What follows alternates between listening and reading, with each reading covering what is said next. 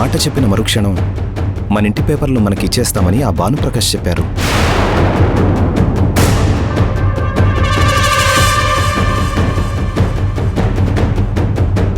మాట్లాడవేంట్రా? ఒక్క మాట, ఒకే ఒక్క మాట, మన ఇంటి కాగితాలు మనకొచ్చేస్తాయి. వాళ్ళ హోటల్ డెవలప్మెంట్ కోసం ఇచ్చిన డబ్బులు కూడా అడగము అంటున్నారు. క్షమించానయ్యా, భూమి ఆ మాట చెప్పలేదు.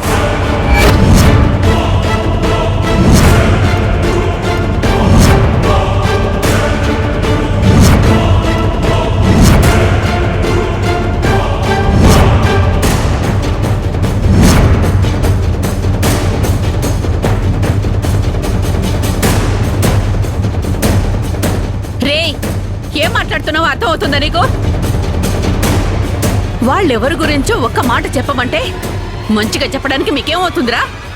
అయినా మీకొచ్చే నష్టమే ఉంది అందులో.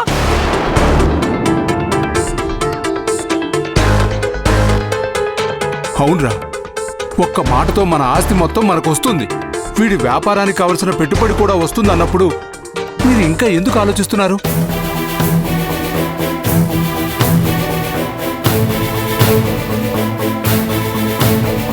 రే, ఆస్తి కాగితాలు వెనక్కి రావడం కాదురా, ఆ ఒక్క మాటకి మీ ఇద్దరు అన్నదమ్ములు కలుస్తారా?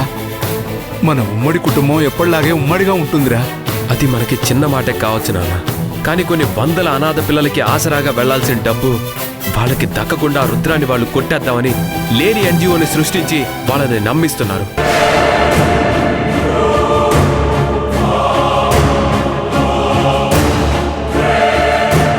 విషయం భూమి వాళ్ళకి అర్థమయ్యేలా చెప్పింది. ఇప్పుడు వాళ్ళ డబ్బులు ఇవ్వము అన్నారు కాబట్టే ఇప్పుడు వీళ్ళు భూమితో వాళ్ళు మంచివాళ్ళు అని చెప్పించుకోవాలని అనుకుంటున్నారు.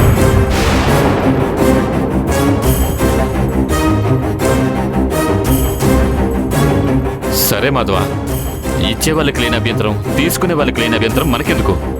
మనకి రావాల్సిన డబ్బు రాకుండా చేసిందనేగా వాళ్ళ కోపం.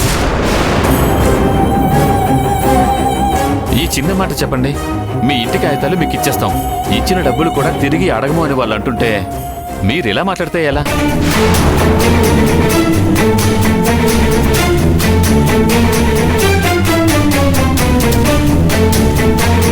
అన్నా, నేను చెప్పాల్సింది వాళ్ళ ఎన్జిఓ మంచిది అన్న ఒక్క మాట.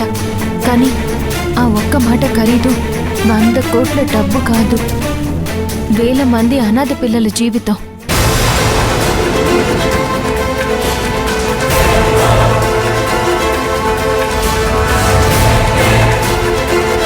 నేను ఆ మాట చెప్తే నిజంగానే వాళ్ళు డబ్బులు ఇస్తారు, కానీ ఆ డబ్బుల్ని పేదవాళ్ళకి చెందకుండా ఆ రుద్రాని వాళ్ళు మింగేస్తారు.